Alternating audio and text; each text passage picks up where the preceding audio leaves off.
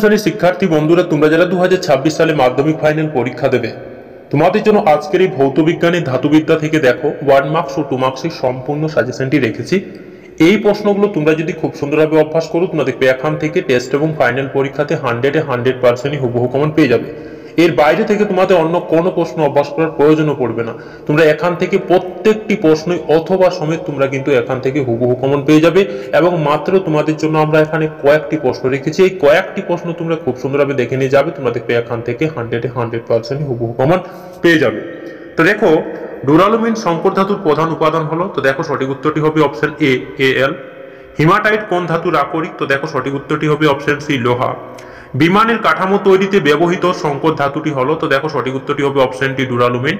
দস্তার আকরিক হলো, তো দেখো সঠিক উত্তরটি হবে ক্লামাইট, মোস্ট ইম্পর্টেন্ট।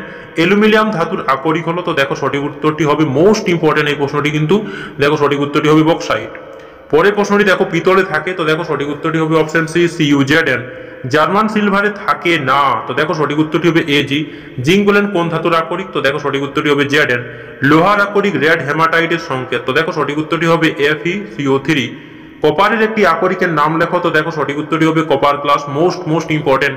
পিতলের সংকর ধাতুতে আছে, তো দেখো সঠিক উত্তরটি হবে ZnCu। পরের প্রশ্নটি দেখো মোস্ট ইম্পর্টেন্ট, থার্মিট মিশ্রণে Fe2O3 ও Al চূর্ণের অনুপাত, তো দেখো সঠিক উত্তরটি হবে অপশন ডি 3:1।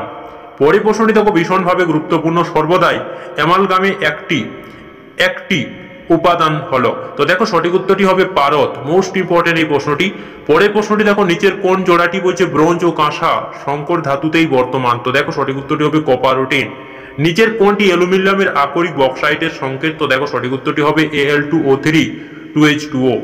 পরের প্রশ্নটি দেখো ভীষণভাবে গুরুত্বপূর্ণ, থার্মিট পদ্ধতিতে কোনটি বিজারক দ্রব্য, তো দেখো সঠিক উত্তরটি হবে Al, মোস্ট ইম্পর্টেন্ট। তারপরে দেখো অতি সংক্ষিপ্ত উত্তরধর্মী প্রশ্ন, একটি বাক্যে উত্তর দাও। দেখো আমরা এখানে যে প্রশ্নগুলো রেখেছি, কেবলমাত্র তোমরা যদি এই প্রশ্নগুলো দেখে নিয়ে যাও, তোমরা দেখবে এখান থেকে 100% হুবহু কমন পেয়ে যাবে। তো দেখো কপারের একটি আকরিকের নাম ও সংকেত লেখো, তো দেখো সঠিক উত্তরটি হবে তামা Au। কাঁসার প্রধান উপাদান কি, তো দেখো সঠিক উত্তরটি হবে তামা ও টিন। জার্মান সিলভারের প্রধান উপাদানগুলি লেখো, তো দেখো সঠিক উত্তরটি হবে নিকেল, কপার, জিঙ্ক। পরের প্রশ্নটি দেখো ভীষণভাবে গুরুত্বপূর্ণ, বক্সাইট কোন ধাতুর আকরিক, তো দেখো সঠিক উত্তরটি হবে অ্যালুমিনিয়াম। লোহার একটি আকরিকের নাম লেখো, তো দেখো সঠিক উত্তরটি হবে হেমাটাইট। পিতলের উপাদানগুলি কি কি, তো দেখো সঠিক উত্তরটি হবে তামা ও দস্তা। গ্যালভানাইজেশনে কোন ধাতু প্রলেপ দেওয়া হয়, তো দেখো সঠিক উত্তরটি হবে ইস্পাত বা লোহাতে দস্তার প্রলেপ। ক্লামাইন কোন ধাতুর আকরিক, তো দেখো সঠিক উত্তরটি হবে জিঙ্ক। তারপরে প্রশ্নটি ভীষণভাবে গুরুত্বপূর্ণ, থার্মিট পদ্ধতিতে কোন ধাতুটি নিষ্কাশন করা হয়, তো দেখো সঠিক উত্তরটি হবে Fe। ছাপার ব্লক তৈরিতে কোন ধাতু ব্যবহার করা হয়, তো দেখো এটি কিন্তু ভীষণভাবে গুরুত্বপূর্ণ প্রশ্ন, উত্তরটা হবে দস্তা। পরের প্রশ্নটি দেখো, কার্বন বিজারক পদ্ধতিতে নিষ্কাশন করা হয়, তো দেখো সঠিক উত্তরটি হবে Fe। কোন ধাতুটিকে প্রকৃতিতে মুক্ত অবস্থায় পাওয়া যায়, তো দেখো সঠিক উত্তরটি হবে Ag। তো দেখো এই প্রশ্নগুলো কিন্তু প্রত্যেকটি প্রশ্ন ভীষণভাবে গুরুত্বপূর্ণ, তোমরা যদি এই প্রশ্নগুলো দেখে নিয়ে যাও, তোমরা দেখবে এখান থেকে 100% কিন্তু কমন পেয়ে যাবে। তারপরে দেখো সংক্ষিপ্ত উত্তরধর্মী প্রশ্ন, প্রতিটি প্রশ্নের মান 2। দেখো আকরিকের উদাহরণ সহ সংজ্ঞা দাও, এই প্রশ্নটি কিন্তু ভীষণভাবে গুরুত্বপূর্ণ। নিচে ধাতুগুলির একটি করে উদাহরণ দাও, দেখো জিঙ্ক, আয়রন, অ্যালুমিনিয়াম, কপার। পরের প্রশ্নটি দেখো ভীষণভাবে গুরুত্বপূর্ণ, থার্মিট পদ্ধতিতে ফেরিক অক্সাইড থেকে ধাতব আয়রন উৎপাদনের বিক্রিয়াটির সীমিত রাসায়নিক সমীকরণ লেখো।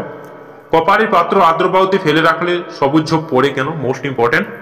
ধাতু আকরিক থেকে ধাতু নিষ্কাশন প্রকৃতপক্ষে একটি বিজারক প্রক্রিয়া বুঝিয়ে দাও।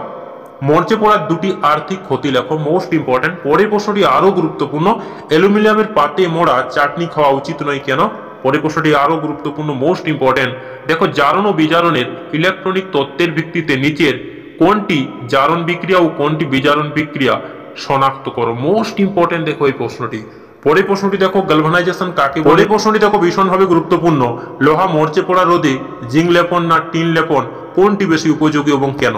পরের প্রশ্নটি দেখো থার্মিট মিশ্রণ কি, এটিকে উচ্চ উষ্ণতায় উত্তপ্ত করলে কি ঘটে, সমীকরণ সহ লেখো। খনিজ ও আকরিকের মধ্যে পার্থক্য লেখো।